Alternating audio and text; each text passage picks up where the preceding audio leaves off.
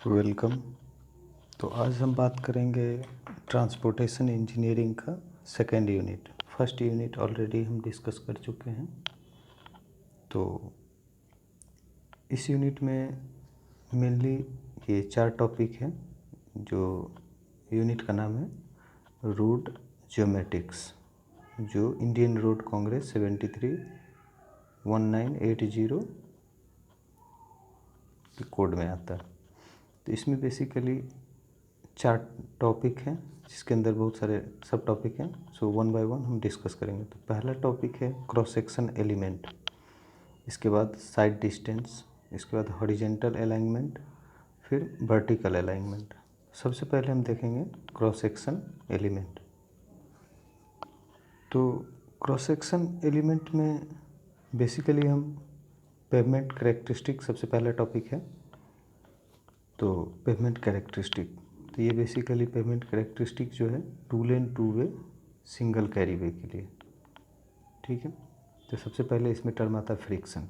तो friction basically 2 type का होता है इसमें, एक लॉन्गिट्यूडनल और इसको रोलिंग फ्रिक्शन भी बोलते हैं, और एक लेटरल या ट्रांसवर्स फ्रिक्शन। तो यदि हम लॉन्गिट्यूडनल फ्रिक्शन की बात करें, जैसे आपका ये रोड है, ठीक है, जैसे 2 लेन हो गया 2 वे, जैसे ये 2 लेन है,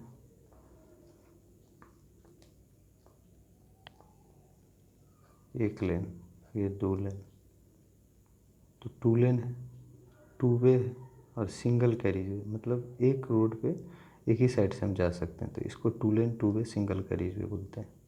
फ्रिक्शन की बात रही, तो जैसे ये कोई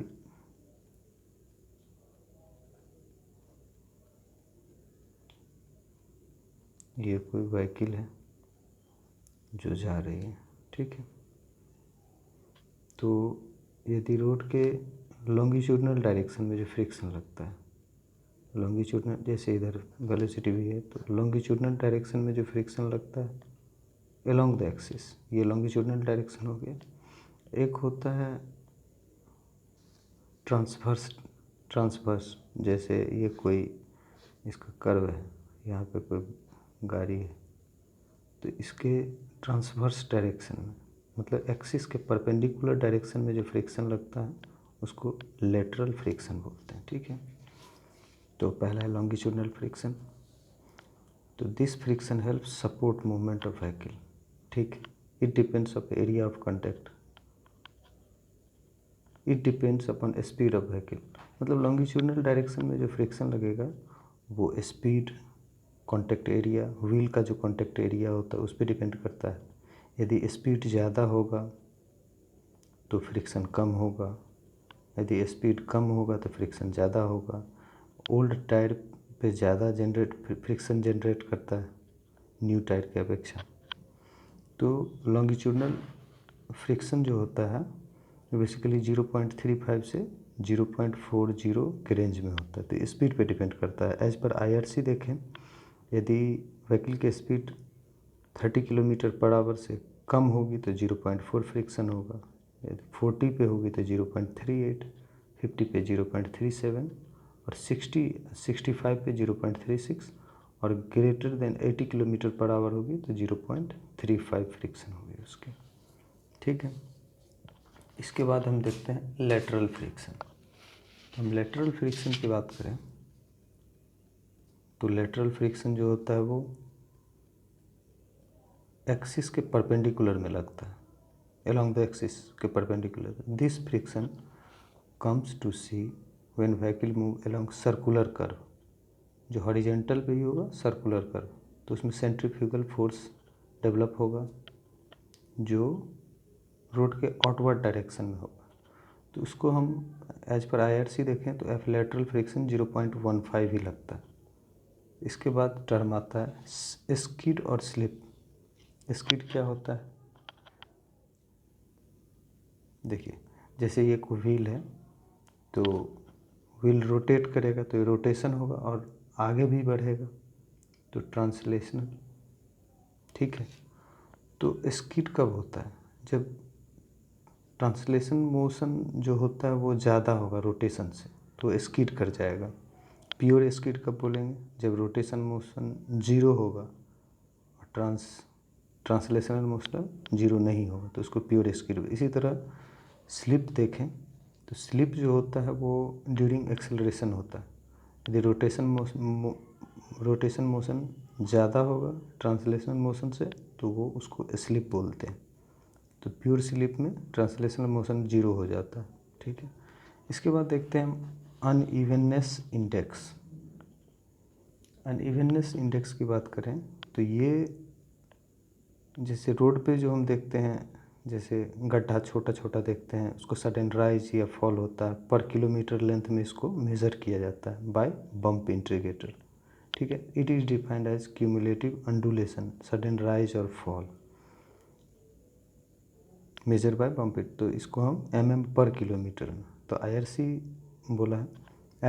IRC के तहत जैसे लेस देन 1500 mm पर किलोमीटर होगा तो वो गुड कंडीशन है, रोड का कंडीशन ठीक है। यदि 1500 2500 होगा तो ठीक ठाक है, सेटिस्फाई है। लेकिन 2500 से 3200 mm पर किलोमीटर में अंडुलेशन होगा रोड पे, मतलब गड्ढा, पैच होल, पॉट होल जिसको बोलते हैं, तो बैड कंडीशन होगा। तो बम्प इंटीग्रेटर से हम निकालते हैं, तो इसका फार्मूला IRC है। IRC ने दिया है 630 IRI, ये इंटरनेशनल रफनेस इंडेक्स होता है, इसका वैल्यू दिया रहेगा 1/1.12। ठीक है, इसके बाद हम देखें अगला टर्म है कैम्बर। कैम्बर क्या होता है? तो जैसे एग्जाम्पल हम इसका देखें, यदि ये कोई रोड है, ठीक है, ये कोई रोड है, तो रोड के बीच में देखते हैं, बीच में थोड़ा वो एलिवेशन रहता है, रोड के बीच में इस टाइप से बना रहता है, इस टाइप से रोड बना रहता है। तो इसी बीच में जो एलिवेशन होता है क्रॉस स्लोप, तो उसी को हम कैम्बर बोलते हैं। जो कि जैसे बारिश होगा तो ड्रेनेज वगैरह, पानी नहीं जमेगा रोड पे। तो it is the cross slope provided to road by elevating the centre line, ये सेंटर लाइन से, in order to allow the drainage of water surface to drainage system. Side में ड्रेनेज सिस्टम होता है, वहाँ तक चलाता है, इसीलिए कैम्बर प्रोवाइड करते हैं।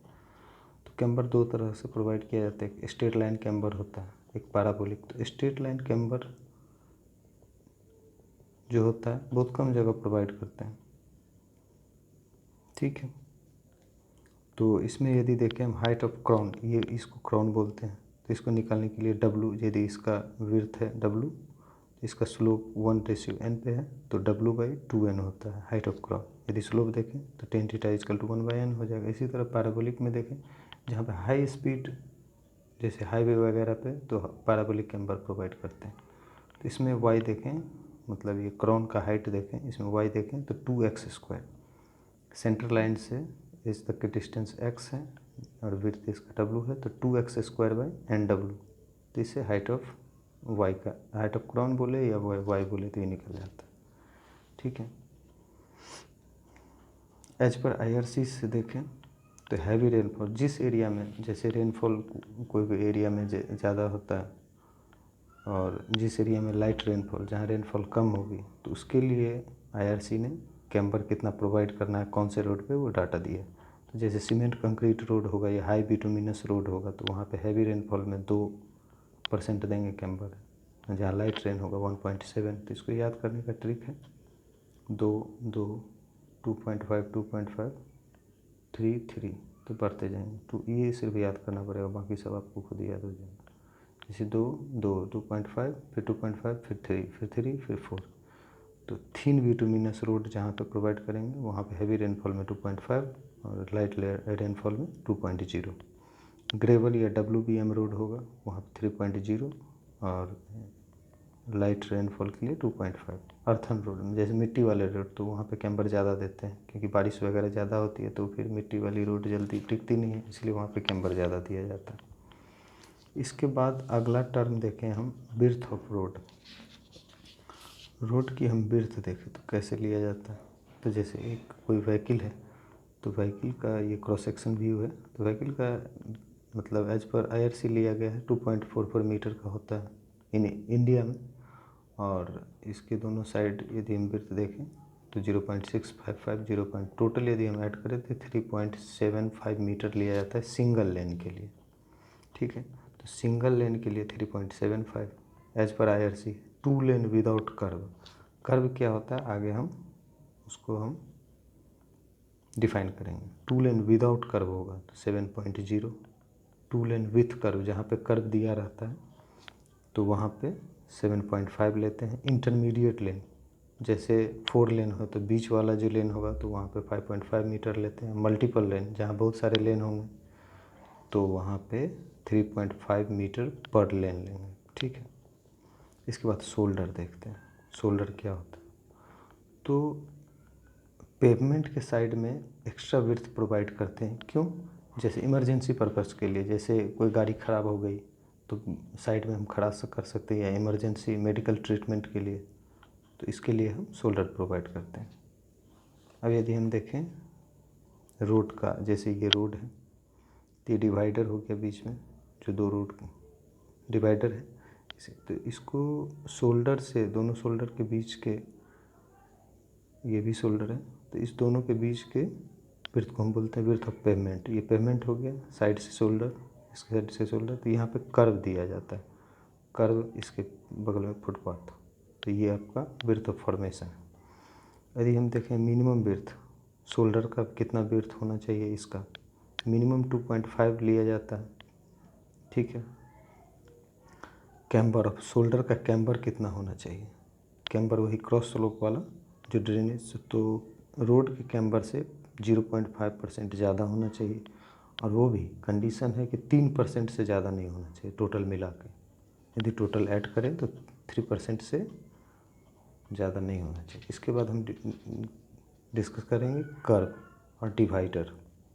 ठीक है, देखिए डिवाइडर जो होता है, रोड के बीच में जो डिवाइडर किया जाता है, जैसे 2 वे ट्रैफिक को सेपरेट करने के लिए। और जैसे 2 लेन है, 2 वे है तो एक साइड से गाड़ी जाएगी, जैसे ये है, जैसे इधर से भी व्हीकल जा रही है और इधर से व्हीकल आ रही है। ठीक है, तो इसका जो हेडलाइट होगा, इसीलिए बीच में हम कैम्बर शोल्डर प्रोवाइड कर देते हैं ताकि इसका हेडलाइट जो है वो एक्सीडेंट ना हो। ठीक है, और ट्रैफिक को सेपरेट करने के लिए, ठीक है, कोलिजन ना हो। तो मिनिमम विड्थ होना चाहिए कैम्बर का 5 मीटर। ठीक है, और जहाँ पे स्पेस कम हो तो वहाँ पे 3 मीटर दिया जाता है, लेकिन ऐसा नहीं रहता, सब कम ही देते हैं। इसके बाद बात करें कर्व की, तो कर्व जो होता है वो फुटपाथ और पेवमेंट को सेपरेट करता है। जैसे यहाँ पे आपने देखा था, जैसे ये फुटपाथ है और ये शोल्डर है, तो क्या करता है कर्व? फुटपाथ और पेवमेंट, सेपरेट बिटवीन फुटपाथ और पेवमेंट, तो फुटपाथ और पेवमेंट को सेपरेट करता है शोल्डर के बगल में जो कर्व होता है वो।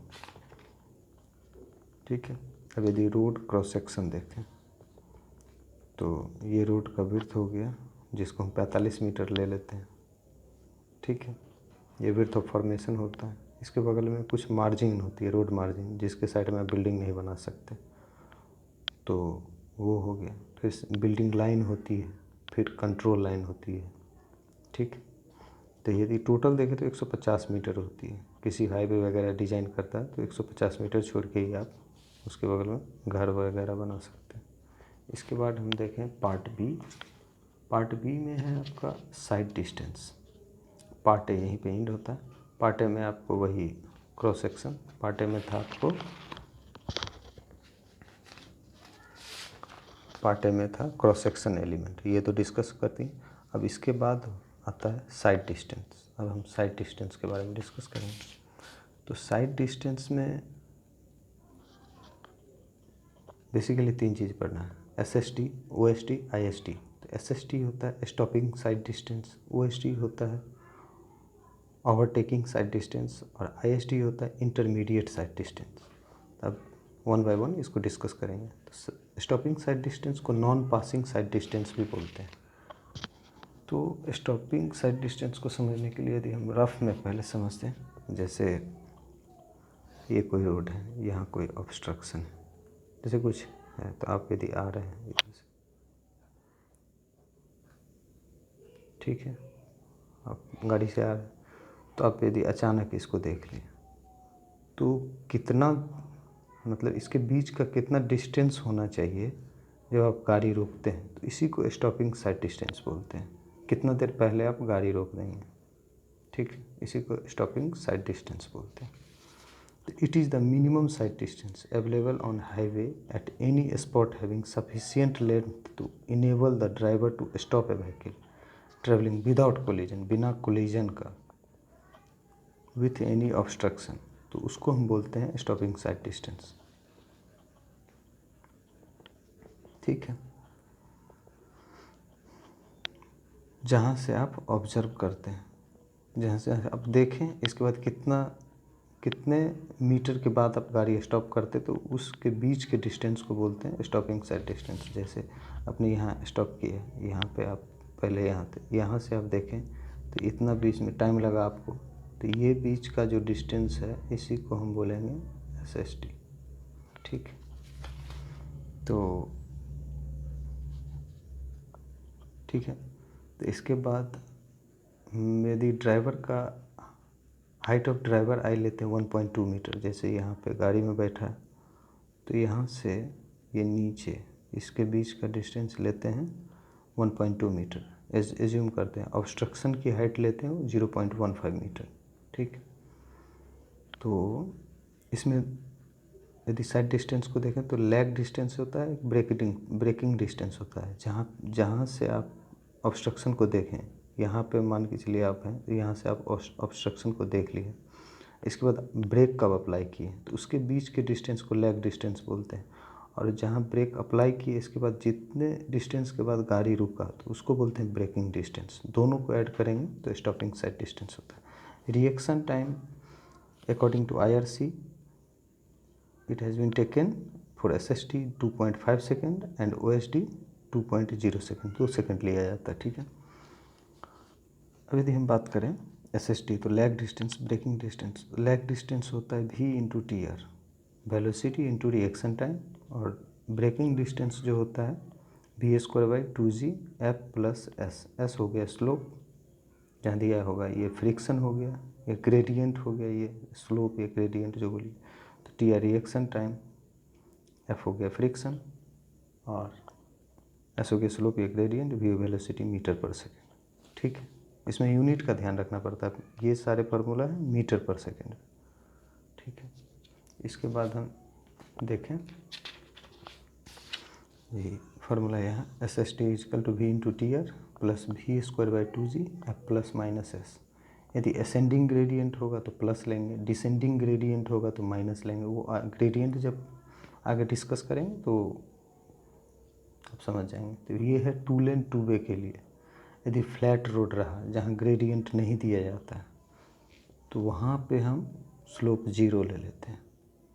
ठीक है, और सिंगल रोड रहेगा, 2 वे रहेगा, तो यदि सिंगल रोड है, सिंगल लेन है, 2 वे ट्रैफिक है, मतलब एक साइड से जा भी रहा है, आ भी रहा है, तो इसमें SST जो होता है, जैसे यहाँ कोई ऑब्स्ट्रक्शन है या फिर एक दूसरे को देख लिया, तो दोनों कितने बीच का डिस्टेंस पे गाड़ी रोकेंगे, तो इस दोनों के बीच के डिस्टेंस को SST1 + SST2। ठीक है, इसके लिए SST ये हो जाएगा, इसके लिए SST ये हो जाएगा, तो ये स्टॉपिंग साइड डिस्टेंस हो गया। और यदि OSD देखें, ओवरटेकिंग साइड डिस्टेंस, अगला टर्म है OSD, ओवरटेकिंग साइड डिस्टेंस या पासिंग साइड डिस्टेंस।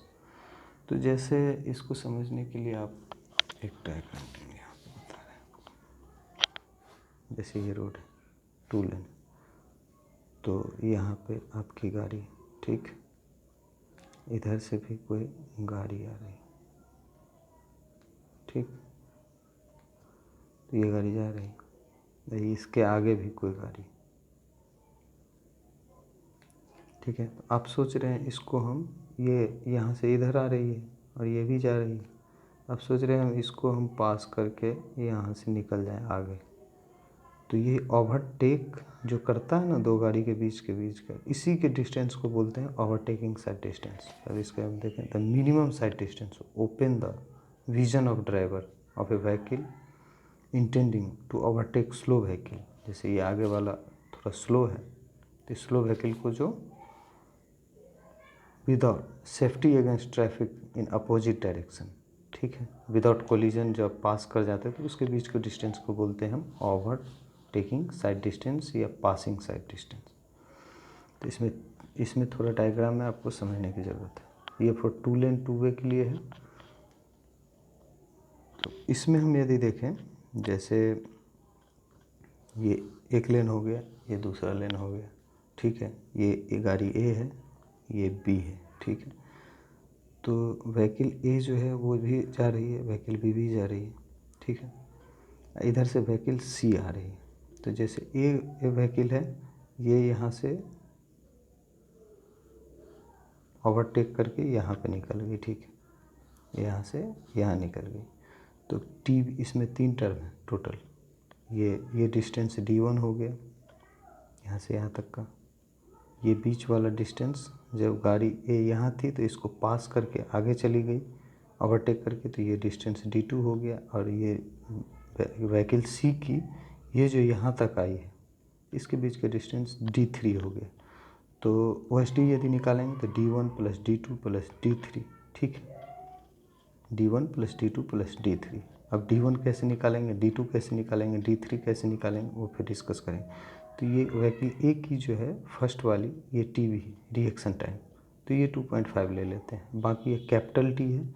जैसे ये ए गाड़ी यहाँ से जब यहाँ गई, इतने ही टाइम में व्हीकल जो स्लोअर व्हीकल तो यहाँ से यहाँ पहुँची है। तो दोनों, ये भी T टाइम में यहाँ से यहाँ चली गई, ये भी T टाइम में सिर्फ यहाँ से यहाँ, उसी T टाइम में ये व्हीकल सी यहाँ से यहाँ पहुँची है, ठीक है। तो अब यदि हम पार्ट बाय पार्ट डिस्कस करें, D1 D2 D3 क्या होता है हम डिस्कस देखते हैं। तो ये OSD D1 + D2 + D3 हो गया। फॉर टू लेन टू वे के लिए D1 के लिए वही SST वाला V × TR, फिर D2 के लिए VVT + ½ AT², बीच वाला जो टर्म था उसके लिए VVT + ½ AT²। जैसे ये वाला जो टर्म था, ये D2, इसके लिए फार्मूला लगाएंगे ½ AT² + VVT कैपिटल T, ठीक है। और इसके बाद यदि हम देखें D3 के लिए VC × कैपिटल T, तो आपको ध्यान रखना है D1 वाला फर्स्ट वाला जो होगा उसमें TR होगा रिएक्शन टाइम, और इस दोनों में D2 D3 के लिए कैपिटल T का यूज़ करेंगे।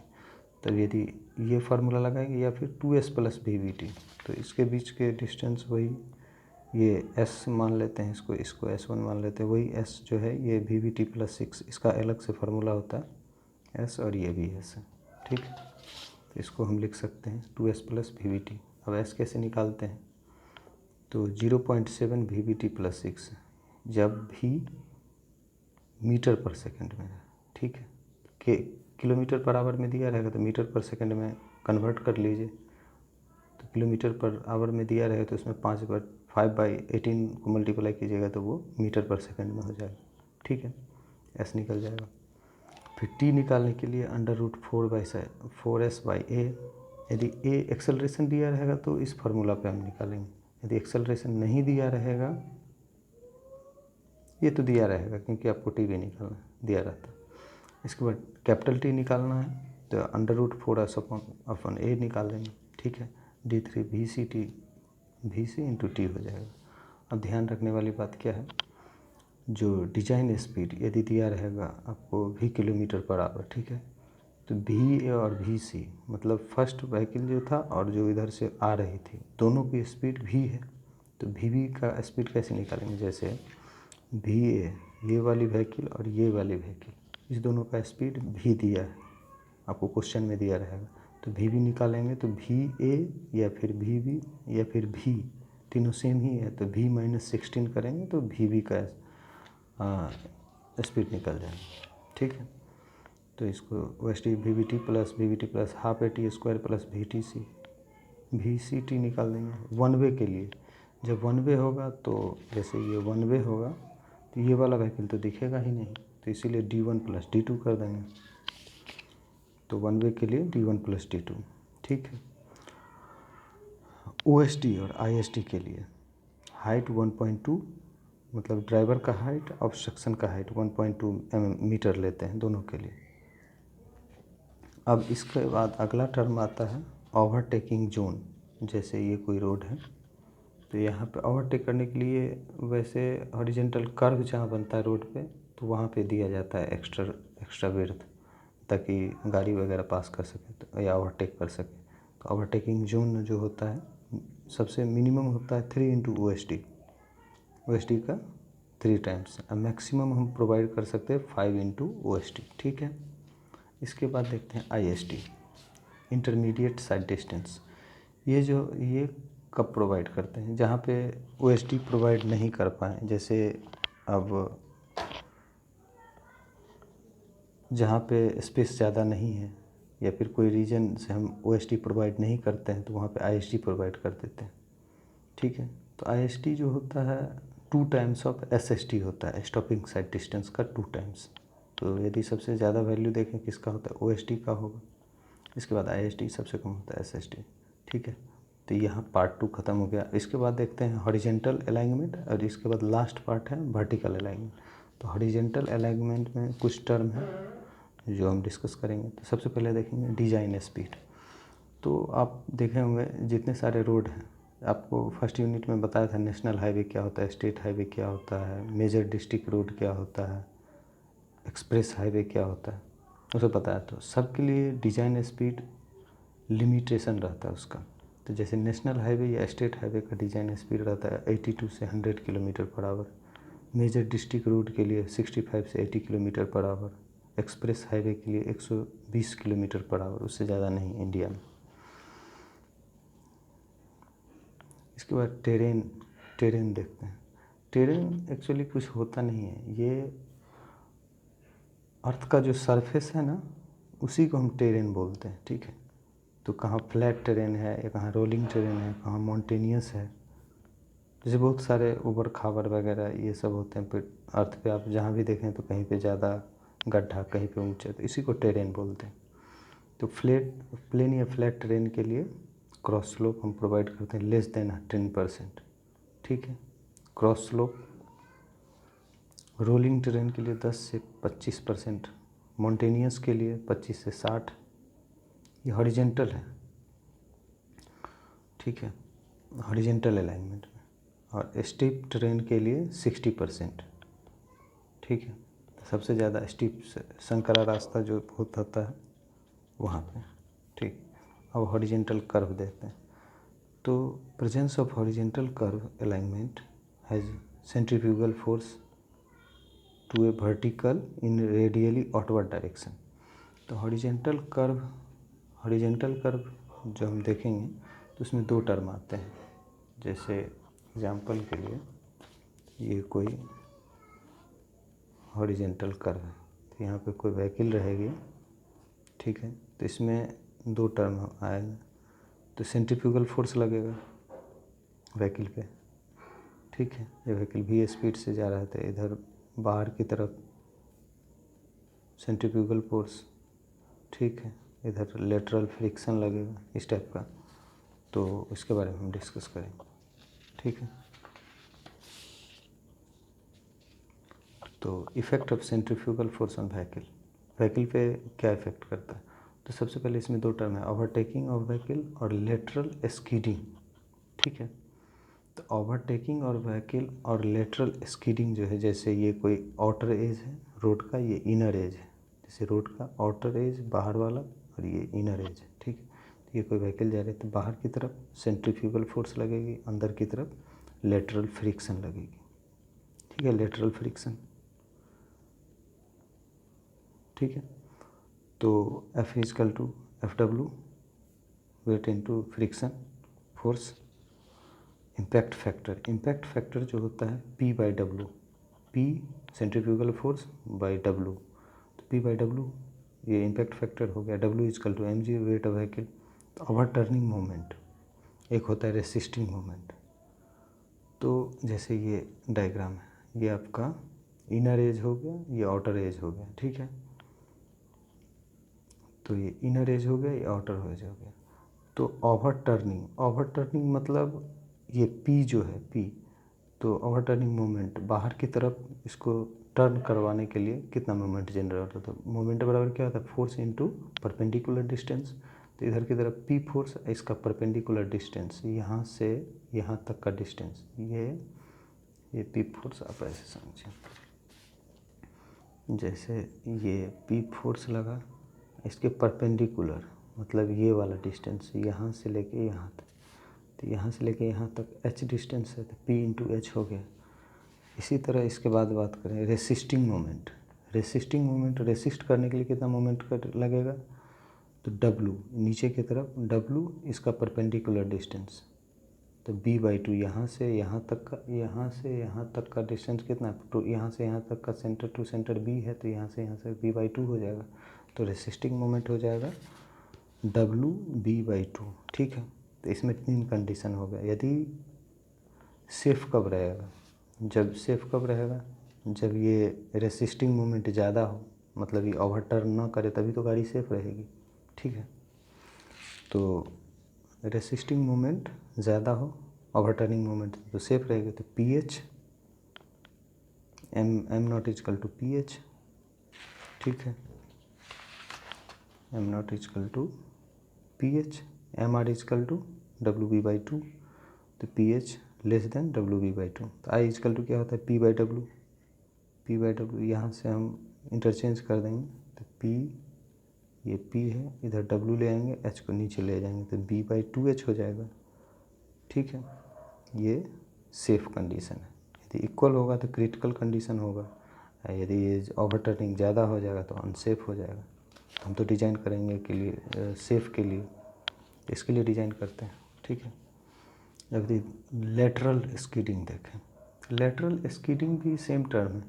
तो इसमें भी क्या होता है ना, क्या बोलते हैं, पी जो होता है सेंट्रीफ्यूगल फोर्स, और ये लेटरल फ्रिक्शन। तो लेटरल फ्रिक्शन ज़्यादा होगा तब वो स्किड नहीं करेगी। ठीक है, तो ये P/P लेस इक्वल FW होता है, तो I impact factor P/W less than F, तो सेफ हो जाएगा। यदि P/W ज़्यादा हो जाएगा तो अनसेफ कंडीशन होगा। तो हम यदि ओवरटर्निंग और लेटरल स्किडिंग दोनों को अवॉइड करने के लिए B/2H और F ये फाइंड करेंगे। इसके बाद जो इसमें से मिनिमम होगा वो उसका इम्पैक्ट वैल्यू हो जाएगा, उसके लिए डिज़ाइन करेंगे। इसके बाद हॉरिजॉन्टल अलाइनमेंट में अगला टर्म आता है सुपर एलिवेशन। यदि हम सुपर एलिवेशन की बात करें तो सुपर एलिवेशन जो होता है ना, जैसे एग्जांपल, एक शॉर्टकट एग्जांपल बताते हैं आपको। जैसे ये कोई रोड है, ठीक है, जैसे ये कोई रोड है, तो इसको एक साइड से हम ये कहाँ पे स्पीड के लिए या फिर जहाँ पे सर्कुलर कर्व प्रोवाइड करते हैं वहाँ सुपर एलिवेशन दिया जाता है। तो एक साइड के लिए इसको उठा देते हैं, या फिर इसके बाद इधर से कोई व्हीकल जाती है तो ये ओवरटर्न नहीं करेगी।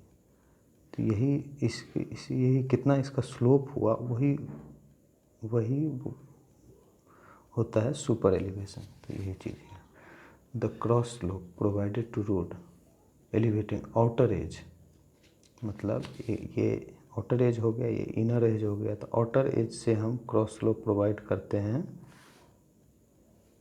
या उठा देते हैं, एलिवेशन देते हैं पेमेंट पे with respect to inner edge in order to avoid overturning of vehicle. ठीक है, जो ओवरटर्न ना करे, तो उसी को हम सुपर एलिवेशन कहते हैं। तो जैसे ये कोई रोड है, इस पर कोई गाड़ी जा रही है, ठीक है, तो यहाँ पे हम टेन थीटा मान के चलिए उठा देते। इसी का टेन थीटा जो होता है, जैसे इसको हम ले लिए ई और ये 100 ले लिए, ठीक है, तो E/100 इसी परसेंटेज, इसी को हम सुपर एलिवेशन बोलते हैं। तो I is equal to P/W, formula कैसे है, I इजकल टू P/W पता है आपको, तो E+F/1 - EF। ठीक है, यहाँ से कैलकुलेशन करने के बाद आता है, तो उतना इम्पोर्टेंट नहीं है आपके लिए ये। ठीक, तो ये P/W E+F/1 - F, बस इतना ध्यान रखना है। तो E+F, E तो हो गया सुपर एलिवेशन, F हो गया फ्रिक्शन, V हो गया स्पीड। तो वी स्क्वायर बाई 127 आर, ये 127 एक्चुअली 127 आर ये फार्मूला, ठीक है। 2g/r होता है, वी स्क्वायर बाई 2g/r, तो कैलकुलेशन करने के बाद इतना आता है। तो ये मीटर में हो गया, ये रेडियस है, तो ये फार्मूला इम्पोर्टेंट, ठीक है। तो इसके बाद IRC के अकॉर्डिंग मैक्सिमम सुपर एलिवेशन हम कितना दें कौन से रोड पे, तो उसके लिए डिज़ाइन प्रॉपर डिज़ाइन है। प्लेन और रोलिंग टेरेन के लिए 7%, माउंटेन में 10%, अर्बन एरिया में 4%, ठीक है। अब मिनिमम कितना देंगे सुपर एलिवेशन, तो मिनिमम जो होता है जितना रोड का कैम्बर होता है, कैम्बर ऑफ रोड होता है 2% मिनिमम रहता है, मैक्सिमम अलग अलग के लिए अलग। तो इसमें फिर फाइंड करते हैं फार्मूला से, इसके बाद कंपेयर करते हैं दोनों में, ठीक है। एक तो ई तो इससे फाइंड करेंगे, फिर ई मैक्स ई मिनिमम इससे फाइंड करके फिर कंपेयर करते हैं, वो फिर डिज़ाइन में आ जाता है। अब देखेंगे डिज़ाइन ऑफ सुपर एलिवेशन। तो डिज़ाइन ऑफ सुपर एलिवेशन के लिए, ये डिज़ाइन करने के लिए हम जो सुपर एलिवेशन होगा उसका 75% डिज़ाइन स्पीड में लेते हैं, उसमें एफ़ को फ्रिक्शन को निगलेक्ट कर देते हैं। तो वो जब कैलकुलेशन करने के बाद जो आता है तो ये वी स्क्वायर बाई 225 आर आता है, ठीक है। इसमें कितना आया था, इसमें आया था e plus f equal to we square by 127 आ रहा है। तो इसमें दो ही टर्म याद रखना है, एक 127 आता है, एक 225 आता है, ठीक है। तो 225 जहाँ रहेगा वहाँ डिज़ाइन स्पीड वाला हो जाएगा। अब देखिए इसमें दो कंडीशन है, ई हम फाइंड कर लिए, ई मैक्स वाला पता है हमको कौन सा रोड है, ठीक है। तो जैसे ई फाइंड कर लिए और हम ई मैक्सिमम, ये वाला जो टर्म है, ये वाला जो टर्म है, इससे हम ई मैक्सिमम निकाल लिए। अब कंपेयर करेंगे दोनों में। तो पहला कंपेयर केस 1 देखेंगे, यदि ई मैक्स जो है वो ज़्यादा है ई से, ई मैक्स जो है वो ज़्यादा है ई से, तो वो सेफ़ है। तो वहाँ पे हम जो ई निकाले हैं वो हम प्रोवाइड कर देंगे, तो डिज़ाइन यहीं पे कंप्लीट हो जाएगा। दूसरा केस आता है, यदि ई ग्रेटर है, जैसे फार्मूला से आप जो निकाले हैं यदि ज़्यादा आ गया ई मैक्सिमम से, तो यहाँ पे फिर चेक करेंगे क्या, फ्रिक्शन।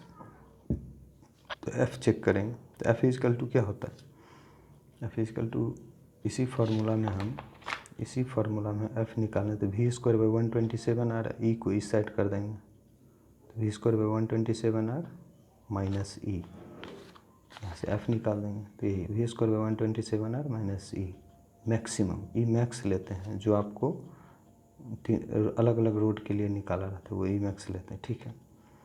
तो एफ़ फाइंड करेंगे, एफ़ फाइंड करने के बाद यदि एफ़, ठीक है, लेटरल फ्रिक्शन है, एफ़ यहाँ पे लेटरल फ्रिक्शन है, तो एफ़ यदि लेस देन 0.15, IRC डिज़ाइन किया है 0.15, उससे कम आया तो फिर सेफ़ है। यहीं पे वही जो ई मैक्स है उसको हम वही प्रोवाइड कर देंगे, ठीक है। जो ई मैक्स आया है वही ई मैक्स रहने देंगे। यदि एफ़ ग्रेटर देन आ गया तो फिर हम स्पीड पे लिमिट लगा देंगे, तो यहाँ से मैक्सिमम स्पीड लिमिट, यहीं से ई वी मैक्स निकल जाएगा, ये 127 आर ई मैक्स, इसी फार्मूला से इसी को हम वी मैक्स निकालें तो यदि 127 आर इधर चला जाएगा तो e plus f into 127 R under root हो जाएगा, ठीक है।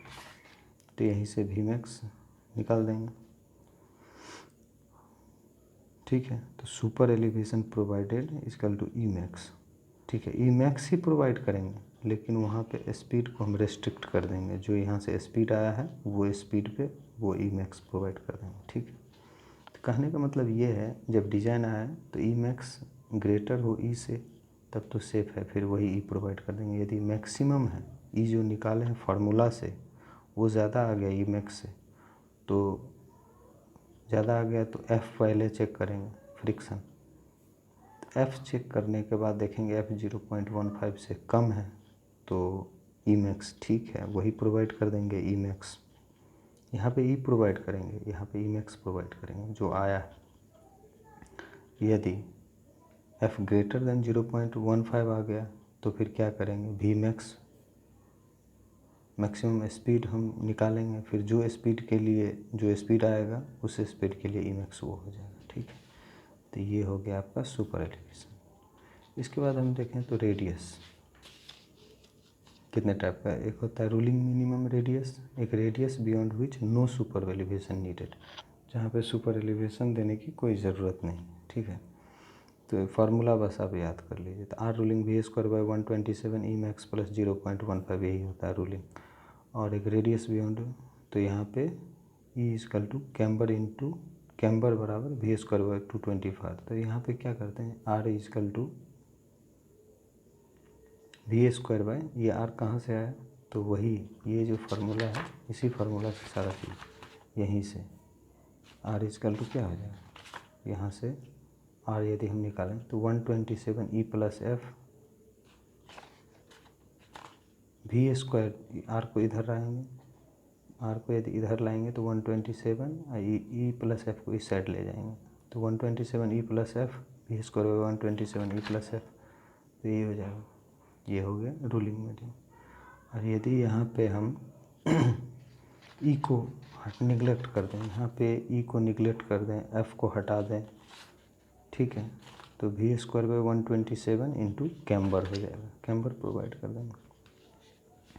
रूलिंग मिनिमम क्या है, रूलिंग मिनिमम रेडियस क्या होता है, जैसे स्ट्रेट लाइन है, यहाँ पे कर्व है, तो यही हो गया रूलिंग मिनिमम रेडियस। इसके बाद टर्म आता है एक्स्ट्रा वाइडनिंग। एक्स्ट्रा वाइडनिंग हम कहाँ प्रोवाइड करते हैं, क्यों प्रोवाइड करते हैं, तो एक्स्ट्रा वाइडनिंग में ये हॉरिजेंटल कर्व पे ही प्रोवाइड करते हैं। Provide to avoid off tracking due to rigidity of wheel. This off tracking क्या होता है हम डिस्कस करेंगे। To encounter physiological tendency of driver negotiating a curve to contract transverse skidding to increase visibility of curve. बताते हैं क्या होता है। अब यदि हम देखें एक्स्ट्रा वाइडनिंग, तो एक होता है मैकेनिकल वाइडनिंग, एक होता है फिजियोलॉजिकल वाइडनिंग। जब दोनों को ऐड करेंगे तो ये हो जाएगा एक्स्ट्रा वाइडनिंग। मैकेनिकल वाइडनिंग जैसे आप बात करें,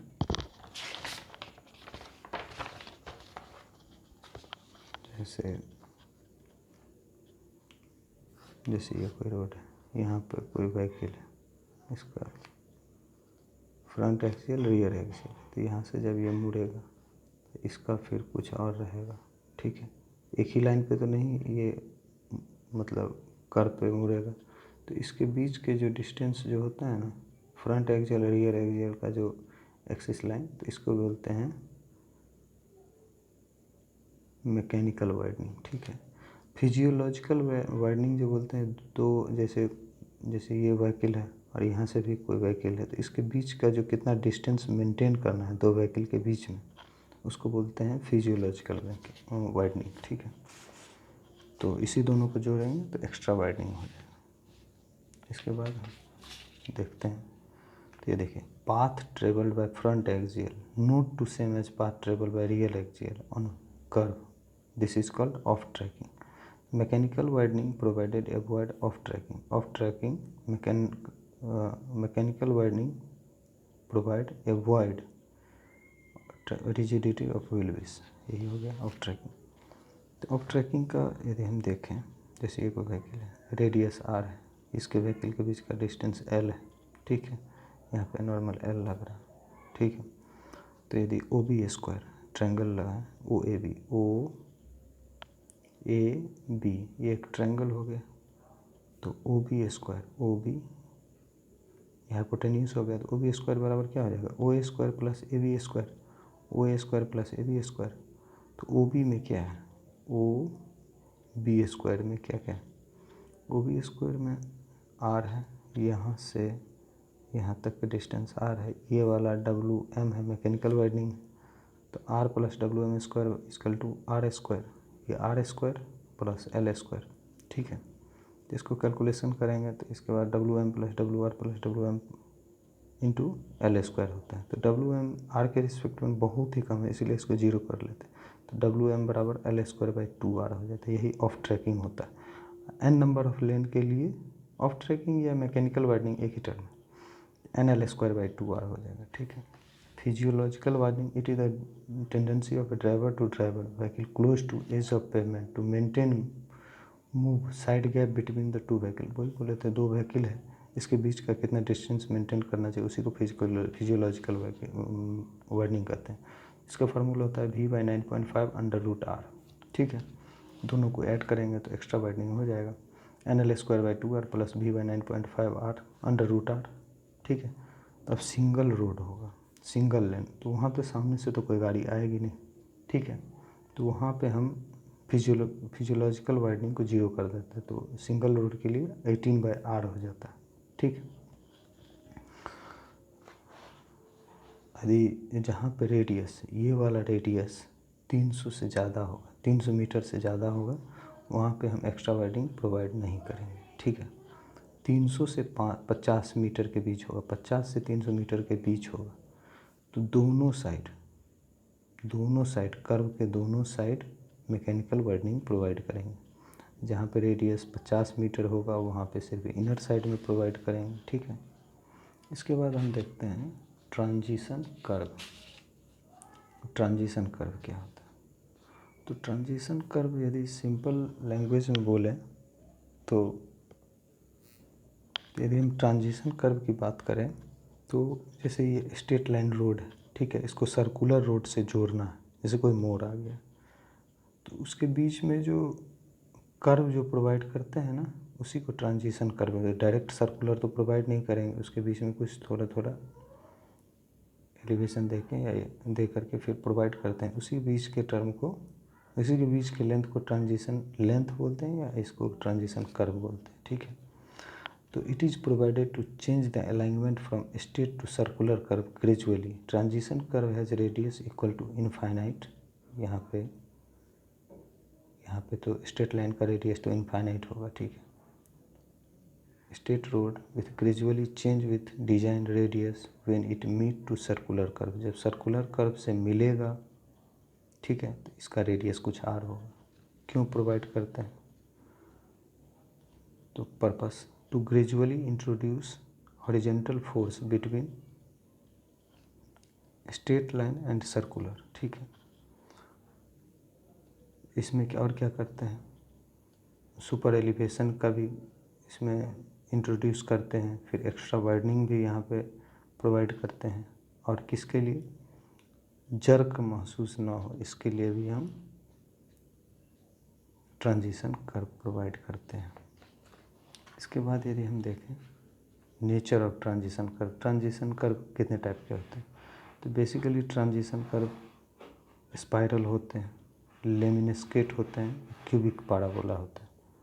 ठीक है, तो ये जो फर्स्ट वाला है ये स्पाइरल है, ये लेमिनेस्केट, ये क्यूबिक पैराबोला है। ठीक है, तो spiral nature transition curve horizontal alignment में प्रोवाइड करते हैं, स्पाइरल वाला। ठीक है, क्यूबिक पैराबोला जो है वो वर्टिकल अलाइनमेंट में, अगला टॉपिक है वर्टिकल अलाइनमेंट, उसमें क्यूबिक पैराबोला प्रोवाइड करते हैं। ठीक है, वैली कर्व में। ठीक है, तो LT हो गया length of transition curve.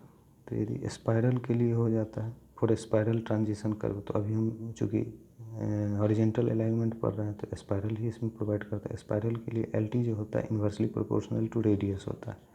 C rate of change of centrifugal acceleration as पर कोड 80/75 प्लस V होता है। C इजकल टू, इसको मीटर पर सेकेंड क्यूब में लिखते हैं। ठीक है, C का जो रेंज होता है 0.5 से 0.8 के बीच होता है। ठीक है, इसके बाद हम बात करते हैं शिफ्ट ऑफ कर्व।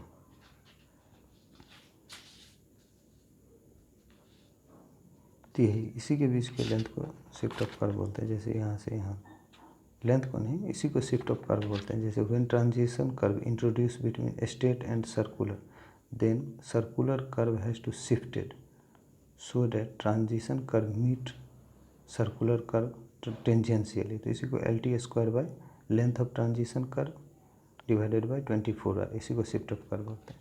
इसके बाद आप देखते हैं लेंथ ऑफ ट्रांजिशन कर्व। तो लेंथ ऑफ ट्रांजिशन कर्व जो होता है ना, वो तो पता ही चल गया आपको क्या होता है, इसके बीच का लेंथ। तो लेंथ ऑफ ट्रांजिशन कर्व यदि हम निकालेंगे तो उसमें 3 टर्म आते हैं। तो ये पहला टर्म, दूसरा टर्म, तीसरा टर्म, इस तीनों में से तीनों का वैल्यू हम निकालेंगे। ठीक है, तीनों का जब वैल्यू निकालेंगे इसके बाद जो सबसे ज़्यादा होगा वो उसका ट्रांजिशन कर्व होगा, ठीक है। तो पहला है सेंट्रीफ्यूगल एक्सेलरेशन, तो ये तो पता है, जैसे बाहर की तरफ mv²/r लगता है, तो c बराबर क्या होता है, final acceleration minus initial acceleration divided by t। अभी c जो निकाले थे, ठीक है। तो इनिशियल एक्सेलरेशन यहाँ पे तो 0 है, r 0 है, ठीक है, तो यहाँ पे तो 0 हो जाएगा। फाइनल एक्सेलरेशन v²/r है, ठीक है, एक्सेलरेशन v²/r, ठीक है। तो अब यदि c में रखें v²/r माइनस 0 बाय, यहाँ पे v इक्वल टू क्या होता है, v equal to length by time, velocity equal to length या डिस्टेंस बाई टाइम, तो LT/t, तो यहाँ से t निकल जाएगा LT/v, तो यहाँ पे LT/v पुट करेंगे तो VQ/CR आ जाता है, ठीक है। तो ये हो गया एज पर सेंट्रीफ्यूगल एक्सेलरेशन से LT का वैल्यू निकालें। अब निकालेंगे सुपर एलिवेशन से। सुपर एलिवेशन से निकालेंगे तो प्लेन और रोलिंग टेरेन के लिए 150 × x होता है और मॉन्टेनियस स्टीप टेरेन के लिए 16 × x होता है। तो x का वैल्यू कैसे निकालेंगे, जैसे रोटेशन अबाउट इनर एज दिया रहेगा क्वेश्चन में, ठीक है, तो वहाँ W विड्थ ऑफ रोड है और W एक्स्ट्रा वाइडनिंग है, ठीक है, E × W+WE, तो यहाँ से x निकाल लेंगे। यदि रोटेशन अबाउट आउटर एज दिया है तो इसका हाफ हो जाएगा, आउटर एज रहेगा तो हाफ हो जाएगा, जैसे सेंटर इनर एज, जैसे इनर एज से दिया रहेगा सुपर एलिवेशन, ठीक है, W+WE हो जाएगा, और आउटर एज से दिया रहेगा तो ये हाफ हो जाएगा, तो 1/2 E × W+WE हो जाएगा। एज पर minimum length of transition curve दिया है, ये तीसरा कंडीशन है, तो 2.7 v²/r होता है, ये प्लेन एंड रोलिंग टेरेन के लिए, और ये हो जाता है मॉन्टेनियस एंड स्टीप टेरेन के लिए, सेम कंडीशन है, ठीक है। जो दिया रहेगा वो निकालेंगे, तीनों का वैल्यू निकाल लेंगे, इसके बाद कंपेयर करेंगे कौन सबसे ज़्यादा है, जैसे इसका वैल्यू ज़्यादा है लेंथ ऑफ, तो ये हो जाएगा लेंथ ऑफ ट्रांजिशन कर्व, ठीक है। तो इस ये हॉरिजेंटल कर्व यही इंड होता है। इसके बाद आता है वर्टिकल अलाइनमेंट। तो वर्टिकल अलाइनमेंट में आपको बेसिकली दो चीज़ पढ़ना है, ग्रेडियंट और वर्टिकल कर्व। ग्रेडियंट में ruling gradient, limiting, exceptional, minimum. Minimum gradient जो होता है ना, मैंने ड्रेनेज के लिए प्रोवाइड करते हैं, ठीक है। अब देखिए ग्रेडियंट होता क्या है, तो ग्रेजुअल राइज और gradual fall in the direction of road is called gradient. जैसे ऊपर खाबर, ऊपर नीचे जो होता है ना रोड पे, तो उसी को ग्रेडियंट बोलते हैं, ठीक है, इज कॉल्ड असेंडिंग ग्रेडियंट। यदि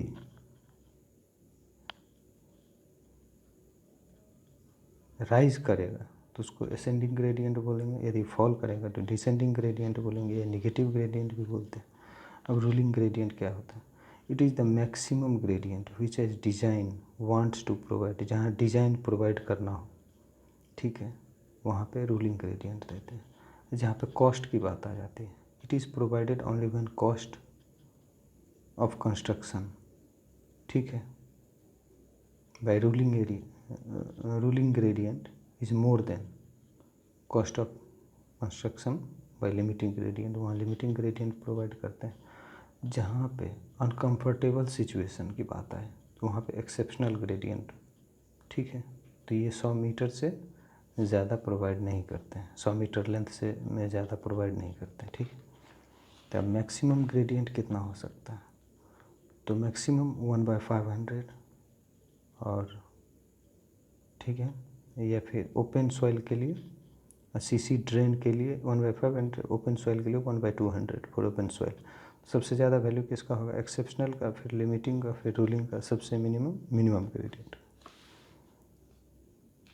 अब IRC के अकॉर्डिंग देखें, जो वर्टिकल अलाइनमेंट में कहाँ ग्रेडियंट रूलिंग के लिए कितना, लिमिटिंग के लिए, एक्सेप्शनल के लिए, IRC के अकॉर्डिंग है। तो इसको बार बार आप देखोगे तो आपको खुद याद हो जाएगा, या फिर आप नोट्स बना लो, जितने सारे टर्म्स हैं नोट्स बना लोगे तो आप अच्छे से रिवीजन कर पाओगे। तो रूलिंग और प्लेन टेरेन के लिए है, टेरेन के लिए रूलिंग और प्लेन टेरेन के लिए है, यदि रूलिंग ग्रेडियंट 3.35 6.7 अलग अलग के लिए। माउंटेन और स्टेप टेरेन के लिए माउंटेन स्टेप जहाँ पे more than 300 metre above MSL और अप टू 300 मीटर तक के लिए, ये ग्रेटर देन है, ये लेस देन है। तो ये 5, 6, 7, 6, 7, 8, ठीक है। इसके बाद ग्रेड कंपनसेशन। तो ग्रेड कंपनसेशन की बात करें हम, तो ग्रेड कंपनसेशन क्या होता है? तो ग्रेड कंपनसेशन की बात करें तो when there is a horizontal curve in addition to gradient, horizontal curve में ग्रेडियंट ऐड कर देंगे to increase resistance of tractive force due to curve and gradient both. In this case IRC suggests to compensate grade so that pulling power of vehicle should not be compromised। जैसे आप किसी hilly area पे चढ़ते हो तो वहाँ पे grade compensation provide करते हैं, जैसे कितना देना चाहिए जिससे आप ज़्यादा थके नहीं, क्योंकि वो ज़्यादा मतलब एलिवेशन पे चढ़ने पे थोड़ा सांस फूलने लगता है, इसलिए वहाँ पे डिज़ाइन किया जाता है ग्रेड कंपनसेशन के लिए। तो grade compensation horizontal curve plus gradient, ठीक है। तब ये तो ग्रेडियंट भी आपको पता है, हॉरिजेंटल कर्व भी कितना है वहाँ पे प्रोवाइड किया वो भी पता है, सारे टर्म्स को निकाल। तो ग्रेड कंपनसेशन जो होता है मिनिमम ऑफ 30 + R/R और नॉट ग्रेटर देन 50/R, इस दोनों में से वैल्यू रेडियस दिया रहेगा, इस दोनों में से जो मिनिमम हो जाएगा ग्रेड कंपनसेशन हो जाएगा। यदि कंपनसेशन ग्रेडियंट निकालना तो ग्रेडियंट माइनस ग्रेड कंपनसेशन, ये कंपनसेटेड ग्रेडियंट हो जाएगा। तो जब ग्रेडियंट 4% से कम हो तो वहाँ पे ग्रेड कंपनसेशन रिक्वायर्ड नहीं है, वहाँ देने की कोई ज़रूरत नहीं है। तो कंपनसेशन ग्रेडियंट जो होता है वो लेस देन 4% ही होता है, ठीक है। इसके बाद आता है वर्टिकल कर्व्स। तो वर्टिकल कर्व्स में दो टाइप के कर्व्स होते हैं, एक सबमिट कर्व्स होते हैं, एक वैली कर्व्स होते हैं। तो यदि हम सबमिट कर्व की बात करें तो submit curves vertical curve convexity upward convexity and concavity downward, ठीक है, form by two gradient in the sense आप असेंडिंग या फिर असेंडिंग डिसेंडिंग उस टाइप को दोनों को ऐड करके फिर बनाते हैं सबमिट कर। ये किस लिए डिज़ाइन किया जाता है? Only for side distance criteria, ठीक है। जैसे यहाँ पे देखे तो इतना ही एलिवेशन रखना है जो दोनों व्हीकल दिखे ठीक से, सर्कुलर टाइप के कर्व्स होते हैं ये। अब लेंथ ऑफ सबमिट कर्व की लेंथ की बात करें, ये तो पता ही है, कैपिटल H और स्मॉल h, ठीक है। इसमें दो कंडीशन आते हैं, जैसे ये ऑब्स्ट्रक्शन है, यहाँ कोई व्हीकल है तो इसके बीच के डिस्टेंस s होता है, ठीक है। तो यदि length of submit curve greater than stopping side distance, ये तो वही SST को ही S लिखा है, ठीक है। तो length of submit curve greater than SST होगा, ठीक है। तो पता कैसे चलेगा ये ग्रेटर है कि स्मॉल है? तो SST दिया रहेगा, एक बार फाइंड करेंगे, यदि कम आएगा तो फिर इसे डिजाइन कर लेंगे। तो यहाँ से NS² divided by 2 × √h plus √h का होल स्क्वायर, इस दोनों को वैल्यू पुट करेंगे तो ये आ जाएगा NS² / 4.4 SST के लिए, और OST के लिए IST के लिए हो जाएगा NS² / 9.6, ठीक है। यदि LS length of submit curve less than SD होगा तो 2S - 4.4/n, जैसे ये है तो S² का डिफ्रेंशिएट करेंगे तो कितना होगा 2S, तो 2S माइनस जो नीचे होगा उसको ऊपर ले लेंगे, फिर n को नीचे ले लेंगे, 2S - 4.4/n। इसी तरह इसमें 2S - 9.6/n, ठीक है। तो n ग्रेडियंट है, साइड डिस्टेंस है, VT + V² / 2GF ऐसे फाइंड करते हैं, ठीक है। तो ये दो कंडीशन में लेंथ ऑफ सबमिट कर्व निकालते हैं। इसके बाद आता है वैली कर्व। तो वैली कर्व जो होता है just opposite of submit curve होता है, उसमें कन्वेक्सिटी अपवर्ड था तो इसमें डाउनवर्ड होगा, कनकेविटी अपवर्ड था इसमें, उसमें डाउनवर्ड था कनकेविटी, तो इसमें अपवर्ड है, जस्ट अपोजिट। तो इस किसके लिए डिज़ाइन, कंफर्ट पर, पैसेंजर के कंफर्ट के लिए। हेडलाइट साइड डिस्टेंस, इसके बाद ड्रेनेज इन वैली कर्व, ड्रेनेज प्रॉपर होना चाहिए और देखने में भी अच्छा लगे, ठीक है। सेंट्रीफ्यूगल फोर्स एक्ट्स डाउनवर्ड, इसलिए में डेवलप डिस्कम्फर्ट हो सकता है। इसके बाद वैली कर्व निकालते कैसे, तो एज पर, इसमें दो कंडीशन है, एज पर कंफर्ट कंडीशन, ठीक है। तो इसका होता है 0.38 NVQ, इसी को लिख सकते हैं NVQ/C, C 0.6 मीटर पर सेकेंड क्यूब, इसमें लेते हैं C का वैल्यू, ठीक है। तो यदि LV ग्रेटर देन S होगा, length of valley curve greater than SST, तो NS²/1.5 प्लस 0.035 ये S है, ठीक है। S वही स्लोप, सॉरी S है आपका स्टॉपिंग साइड डिस्टेंस, ठीक है। NS²/1.5 plus 0.035 S। इसी तरह यदि LV लेस देन S होगा तो 2S, वही concept, 2S minus 1.5 plus 0.035 S divided by N। तो ये था आपका सेकेंड यूनिट। तो इसमें अब मैंने अभी जितने सारे टर्म्स डिस्कस किए हैं उसको बार बार देखिए और समझने की कोशिश कीजिए। अब जब अगली वीडियो आएगी उस समय मैं जितना फर्स्ट और सेकंड यूनिट का था वो क्वेश्चन सारे डिस्कस कर दूंगा टॉपिक वाइज। Thank you.